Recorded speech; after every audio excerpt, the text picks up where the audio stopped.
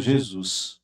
Então, hoje seria o 20º domingo do tempo comum, nós comemoramos, então, a Assunção de Nossa Senhora aos céus. A primeira leitura fala que por um único homem o pecado entrou no mundo, mas também por um único homem a humanidade foi redimida com o sacrifício dele na cruz, que é Cristo Jesus. Este que morreu na cruz, ele ressuscitou, vencendo a morte e o pecado. Então, Cristo traz as primícias da ressurreição. Se com Adão a porta do paraíso se fechou, com o novo Adão, que é Cristo Jesus, as portas do reino do céu se abriram para cada um de nós. E todos aqueles que pertencem a Cristo virão para também viver a ressurreição, a glória que Cristo nos mereceu no céu. Mas não nos esqueçamos que talvez a que mais pertenceu a Cristo é a Virgem Maria, porque desde toda a eternidade o Pai prepara a Virgem Maria para que ela pudesse vir ao mundo e ser esse instrumento de graça para que Cristo pudesse vir ao mundo. Quando nós voltamos no instante da criação, nós vamos perceber que lá existe um casal que viveu a desobediência e, através da desobediência, todos nós passamos a pecar. Mas no Novo Testamento, nós também vamos encontrar um casal. Agora, em vez de ser um esposo e uma esposa, nós vamos encontrar uma mãe e um filho. E esta mãe, que Maria, é esta mulher que foi predita no Antigo Testamento e que também é vislumbrada no Novo Testamento como a mulher vestida de sol, porque traz a plenitude da graça. Aquela mulher que é inimiga da serpente, Deus a preservou com um privilégio único, dado somente a ela, de ser redimida desde o instante da sua concepção, para que ela pudesse vir imune de todo o pecado e pudesse trazer a fonte da salvação a todos nós, que é Cristo Jesus. E convinha, e dado esse privilégio de Maria, a igreja, ela proclama para nós que quando Maria terminou o curso da sua vida, convinha que, terminado o curso da sua vida, ela também, como Jesus, não sofreria a corrupção da carne e ascendeu aos céus, assunta aos céus, carregada pelos anjos, em corpo e alma glorificados, significando que é um caminho de esperança para todos nós. Então, se por um único casal a morte e o pecado reinou no mundo, através de um outro casal, a graça e a ressurreição reina na face de toda a humanidade. Bonito perceber, digamos assim, aquilo que Deus faz dentro da história da salvação. É claro que nós não encontramos nas Sagradas Escrituras esse grande mistério da Assunção de Nossa Senhora aos céus.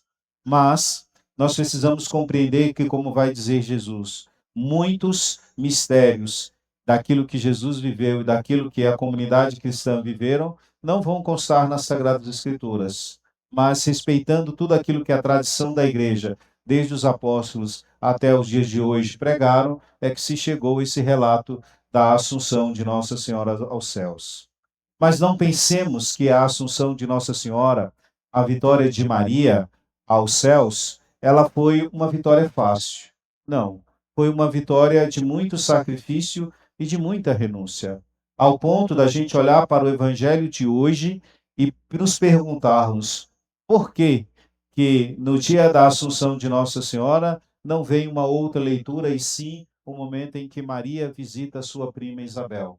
Porque aqui existem algumas verdades de fé que nós precisamos crer. Mas antes de entrar nessa questão, eu gostaria de ir no primeiro instante quando o anjo vai ao encontro de Maria, e quando ele vai ao encontro de Maria, ele vai dizer: Ave cheia de graça, o Senhor é contigo. E essa expressão, o Senhor é contigo, é muito importante para nós. Porque olhando para as nossas histórias, Deus também quer ser conosco. Mas Deus só pode ser conosco se nós também quisermos ser um com Deus. E aqui é onde está o grande mistério da vida de Maria, porque ela quis ser um com Deus, no sentido de pertencer a Ele e de entender que a sua vida só teria sentido se verdadeiramente ela se voltasse para Deus, mesmo que ela viesse a sofrer e pagaram um preço muito alto por essa decisão. Uma mulher jovem, na flor da adolescência, grávida, para cumprir os preceitos do Senhor, correndo o risco de ser apedrejada e ser rejeitada pelo seu esposo. Mas ela faz a vontade de Deus e confia. E confiando nos projetos de Deus, Maria também, ela percebe que, à medida em que ela se torna serva, eis aqui a serva do Senhor, faça-se em mim segundo a tua vontade. Quando o mesmo anjo anuncia que a sua parenta Isabel concebeu e daria à luz um filho, na velhice, mesmo sendo estéril, Maria se coloca na atitude de ir ao encontro com Deus. Aqui é a primeira coisa que nós precisamos levar em consideração ao Evangelho de Deus, ao Evangelho. Maria foi apressadamente à região da Judéia para servir.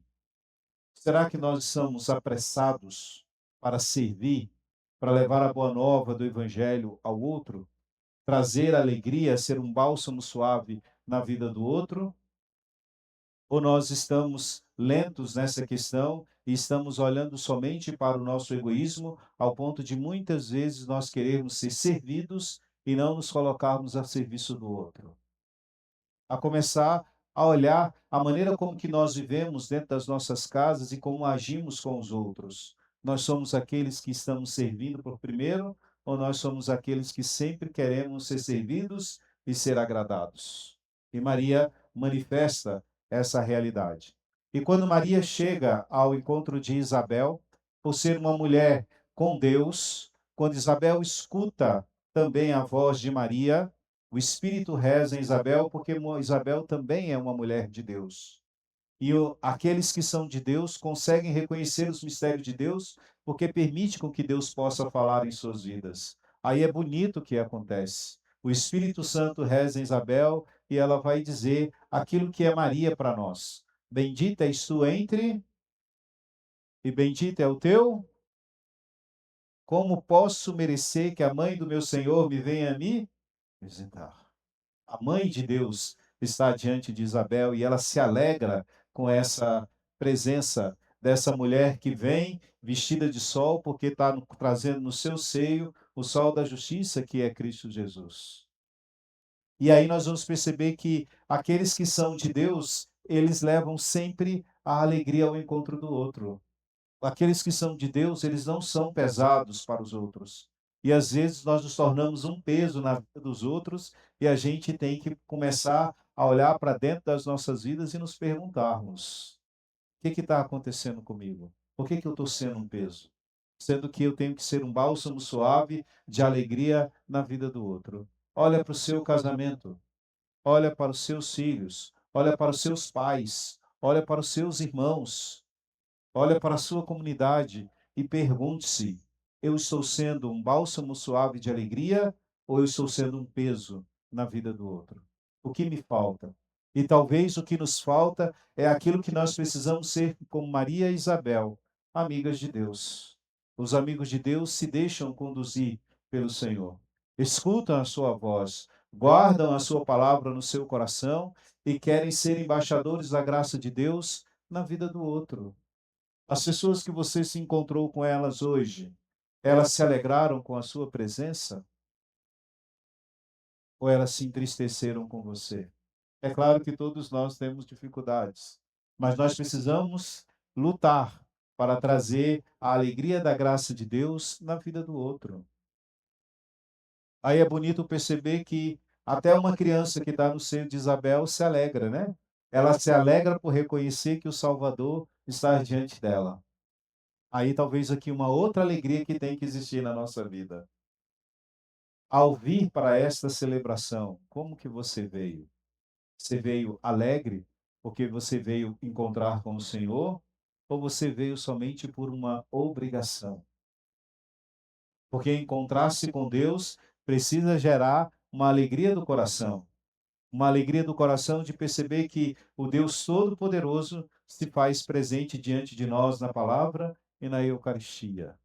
Temos recebido o Senhor com essa alegria de nos encontrarmos verdadeiramente com Ele? Uma vida alegre em Deus gera o que nós chamamos de salvação e glorificação.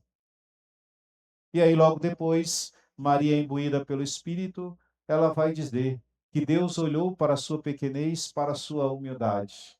Mas qual é a pequenez e a humildade de Maria? Ela reconhece que ela é um nada e que ela depende de Deus. Aí vem o puxão de orelha agora. Eu encontro muitos cristãos católicos, sobretudo ali, ó,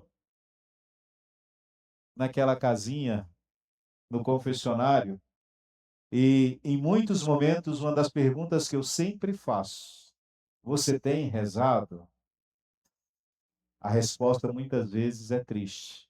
Ah, padre, de vez em quando. Como ser um com Deus se a gente não reza, se a gente não para, se a gente não vive uma relação com Deus?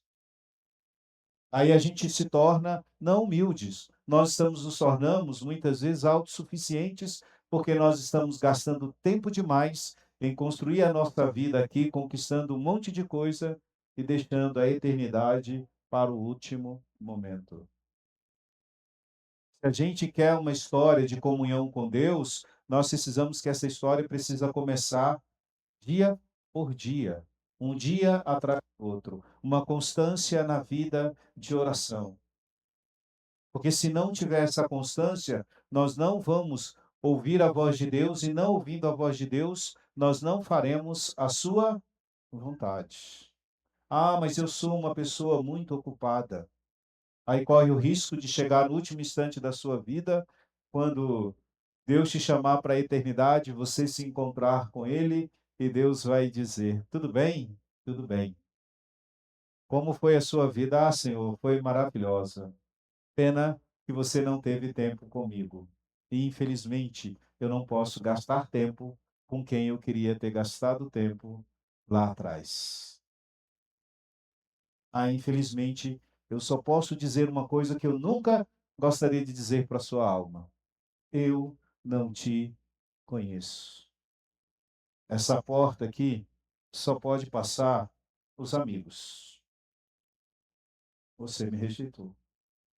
É com tristeza, mas agora não é mais tempo de misericórdia, é tempo de justiça. Aí só fica uma única pergunta no dia de hoje.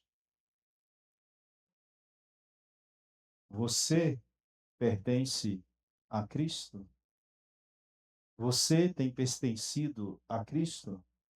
Porque os que pertencem a Cristo ressuscitarão, mas os que não pertencem a Cristo morrerão eternamente. Glória ao Pai, ao Filho e ao Espírito Santo.